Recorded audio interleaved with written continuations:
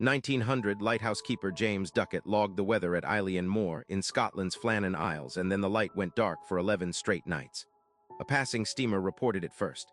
When a relief boat finally reached the rock, the lighthouse stood spotless. Beds made, dishes washed, clock stopped. 3 men were simply gone. No blood, no struggle, no footprints leading anywhere useful. The entire 7-acre island was searched stone by stone. Nothing turned up, and that is the problem. James Ducat was 43, the principal keeper, married with 4 children waiting in Arbroath. Thomas Marshall, 28, was the occasional keeper, filling a temporary post.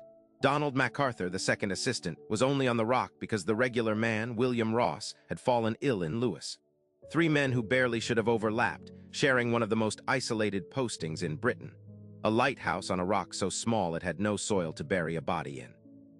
December 7, 1900, the light was confirmed burning normally. Routine, ordinary, nothing about that week suggested anything was wrong.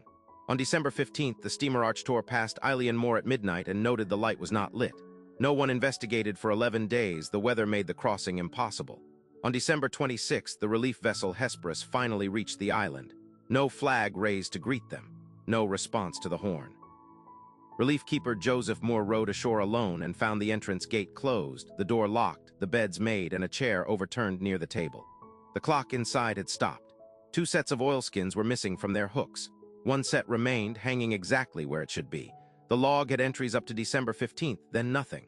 Moore radioed for the rest of the crew. Together they searched the entire island, all 7 acres of exposed rock and cliff.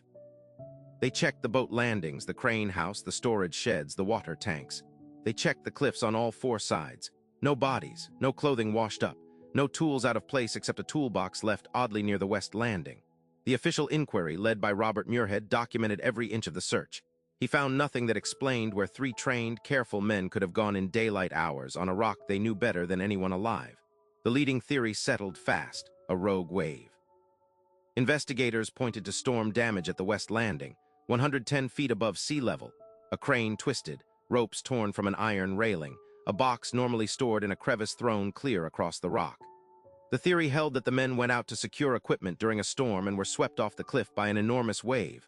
All 3 at once, in broad daylight, despite decades of experience working that exact landing in bad weather. Here is where the theory breaks. The last log entry, dated December 15th, describes calm seas. "Storm finished, sea calm," it reads. Weather records collected afterward from ships in the region confirm no severe storm struck the Flannan Isles until December 17th, 2 full days after the men vanished. If the log is accurate, they disappeared during good weather, not a storm. And the West Landing damage investigators pointed to as proof of a wave. Later assessments suggested some of it may have predated the disappearance entirely, storm scarring from weeks earlier, not the day the men vanished. The theory that explained everything explained nothing. Here is the detail nobody can walk past. 1 set of oilskins was left hanging on its hook. Keepers never left the lighthouse without them, not for a routine check, not even for a short walk to the landing, because the wind off that rock could knock a grown man flat within seconds. 1 man went out prepared for weather, 2 did not. That means whatever pulled all 3 of them off Moor, it happened fast enough, and convincingly enough, that a trained keeper didn't stop to grab his coat. Something made 3 careful men move together in a hurry toward the one place on the island where the sea could take them. The case remains formally unsolved. No bodies were ever recovered. No remains, no clothing, no equipment surfaced on any shore. The Northern Lighthouse Board closed the file without a determined cause. Moor was automated decades later, and keepers were never stationed there again. What made 3 men who knew that rock leave the door unlocked, the coat on the hook, and just walk into the wind?